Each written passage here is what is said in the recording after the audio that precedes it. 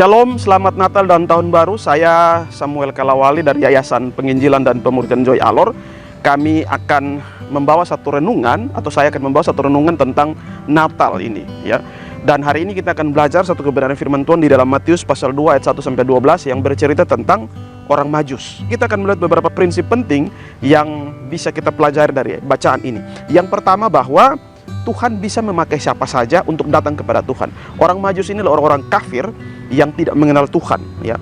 Mereka adalah orang-orang Persia yang terletak di Iran kalau saat ini, ya. Jarak mereka 4000 km, tapi Tuhan bisa membawa mereka begitu jauh untuk datang kepada Tuhan, ya.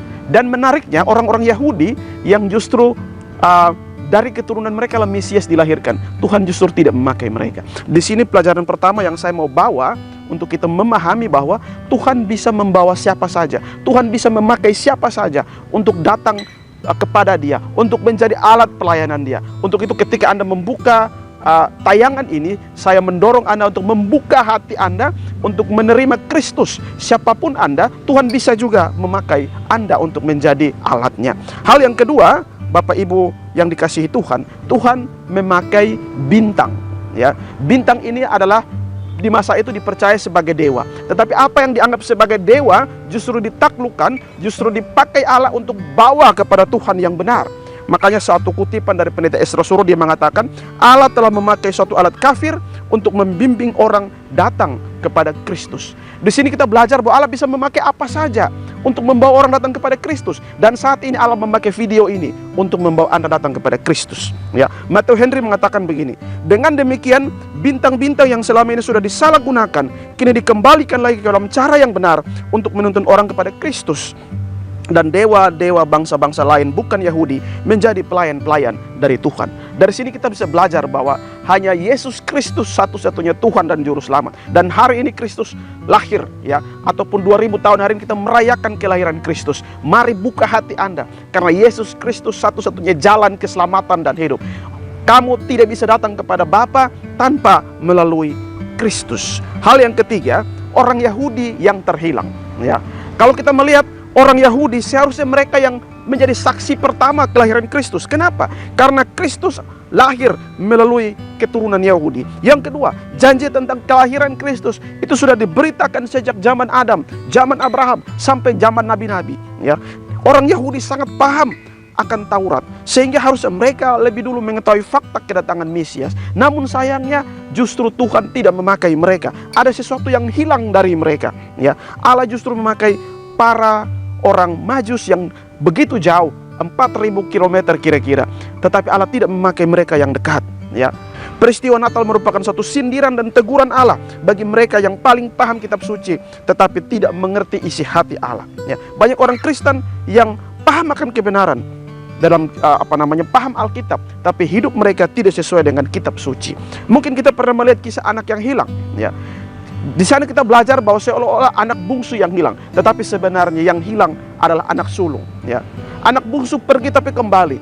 Anak sulung walaupun dia tinggal di dalam rumah, tapi dia terhilang dari Allah. Ini sama persis dengan orang Yahudi yang sebetulnya Yesus Kristus lahir dari generasi mereka, dari keturunan mereka, tapi justru mereka tidak dipilih Allah sebagai saksi mata kelahiran Mesias.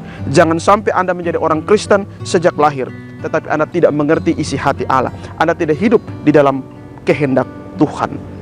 Yang berikut, saudara-saudara yang dikasihi Tuhan, orang kafir menyadarkan orang percaya. Allah memakai orang kafir. Ketika kalau Bapak Ibu melihat kisah orang Majus, ketika mereka datang dari jauh bertemu Herodes, lalu kemudian menyampaikan di manakah raja orang Yahudi yang baru lahir itu. Satu Yerusalem kaget. Itu bisa kita lihat dalam Matius pasal 2 ayat 1-4. Sesudah Yesus dilahirkan di Bethlehem di tanah Yudea pada zaman Raja Herodes, datanglah orang Majus dari timur ke Yerusalem dan bertanya-tanya, di manakah dia raja orang Yahudi yang baru dilahirkan itu? Kami telah melihat bintangnya di timur dan kami datang untuk menyembah dia. Ketika Raja Herodes mendengar hal itu, terkejutlah ia beserta seluruh Yerusalem. Maka dikumpulkannya semua imam kepala dan ahli Taurat bangsa Yahudi, lalu dimintanya keterangan dari mereka di mana Mesias akan dilahirkan. Hari ini banyak orang tertidur lelap dalam dosa. Mereka merayakan Natal tapi tidak mengerti arti Natal yang sesungguhnya. Mereka merayakan Natal dengan cara dan motivasi yang justru jauh dari kehendak Allah.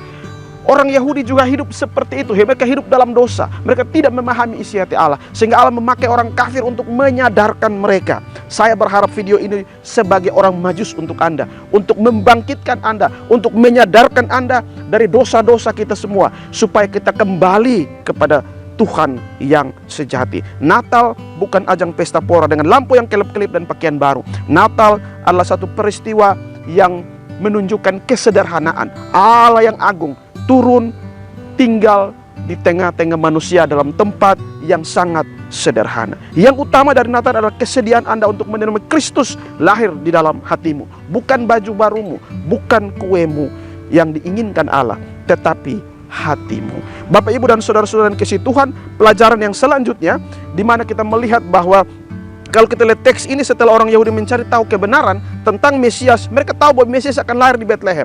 Ya, ditambah lagi orang Majus yang jauh-jauh dari sana datang, dari Iran datang, 4.000 km kurang lebih mereka menempuh. Harusnya itu menyadarkan orang Yahudi, ini saatnya Mesias telah lahir. Tetapi apa yang terjadi? Kalau kita membaca teks kita ayat 7-8, di sana orang Yahudi tidak menemani orang Majus untuk pergi mencari Yesus. Bahkan Herodes diam-diam berkata kepada orang Majus, kamu pergi sendiri, cari tahu, baru datang kasih tahu saya. Mengapa orang Yahudi tidak ikut mencari Yesus bersama-sama dengan orang Majus? Satu quote dari Michael Wilkins. Michael Wilkins mengatakan bahwa reaksi mereka memberikan petunjuk mengenai kesehatan spiritual para pemimpin Israel. Mereka telah bersekutu secara politik dengan Herodes. Dan jika basis kekuasaannya terancam, maka basis kekuasaan mereka juga terancam. Nampaknya Yesus yang ditunggu-tunggu ribuan tahun datang justru menjadi ancaman bagi orang-orang Yahudi. Mereka tidak mau menyambut Yesus karena mereka berpikir kalau Yesus jadi raja, maka mereka akan tersisihkan. Ya, mereka akan dibuang. Karena selama ini mereka sudah menjadi budak kekuasaan dari Herodes. Bapak, Ibu, dan saudara-saudara yang dikasihi Tuhan, inilah fakta. Hari ini banyak orang Kristen yang demi memperoleh sesuatu, demi memperoleh harta, demi memperoleh jabatan, demi memperoleh perempuan, demi memperoleh kekuasaan, mereka menolak Yesus. Mereka membuang Yesus. Mereka meninggalkan Yesus. Sama seperti orang-orang Yahudi, ahli-ahli Taurat. Mereka paham bahwa Yesus akan lahir di Bethlehem. Mereka melihat orang-orang Majus yang Tuhan pakai datang berjalan ribuan kilometer, tetapi justru mereka tidak ada antusias sama sekali untuk menyambut Kristus. Walaupun orang Yahudi tidak membantu orang-orang Majus untuk mencari Yesus, tapi orang-orang Majus ini terus berantusias. Ya, mereka terus pergi mencari Kristus, mereka terus pergi mencari Mesias. Matthew Henry mengatakan begini, mungkin akan menjadi patah semangat, mungkin mereka akan menjadi patah semangat, ya. Tetapi karena dia yang mereka cari ternyata diabaikan di rumah sendiri. Namun mereka tetap teguh pada tekadnya. Untuk itu kita harus menantikan Kristus meskipun kita sendirian. Meskipun dunia, orang-orang di sekitar kita mungkin tidak setia kepada Tuhan. Berbahagialah Anda yang setia. Tetap semangat seperti orang Majus. Sekalipun tidak disupport oleh sistem, tidak disupport oleh lingkungan, tapi biarlah Anda tetap setia seperti orang Majus, datang mencari Kristus.